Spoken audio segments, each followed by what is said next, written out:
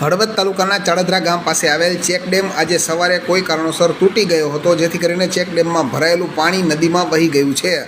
મળતી વિગત પ્રમાણે છેલ્લા દિવસોમાં પડેલા વરસાદના કારણે સ્થાનિક જળાશયોમાં વરસાદી પાણીનો સંગ્રહ થયો હતો. તેવી જ રીતે હળવદ તાલુકાના ચાળધરા ગામ પાસે આવેલ ચેક ડેમની અંદર વરસાદી પાણી ભરાયું હતું અને ડેમ છલોછલ ભરેલો હતો. દરમિયાન આજે સવારના 6:30 થી 7 વાગ્યાના સમયગાળા દરમિયાન કોઈપણ કારણોસર આ ચેક ડેમમાં મોટું ગાબડું પડ્યું હતું અને પાણી રોકવા માટે થઈને જે દિવાલ બનાવવામાં આવી હતી તે દિવાલ પડી જવાના કારણે ચેક ડેમમાં ભરાયેલું પાણી આજે સવારથી નદીમાં વહેવા લાગ્યું છે અને સવારથી અત્યાર સુધીમાં મોટા ભાગનું પાણી જે ચેક ડેમની અંદર ભરાયેલું હતું તે તમામ પાણી હવે નદીમાં વહી ગયું છે તેવું સ્થાનિક લોકો પાસેથી જાણવા મળેલ છે. અને આ બનાવ સંદર્ભે સિંચાઈ વિભાગના અધિકારી સૂત્રો સાથે વાત કરતાં તેમણે જણાવ્યું હતું કે તેઓ પણ સ્થળ ઉપર વિઝિટ કરવા માટે થઈને જઈ રહ્યા છે.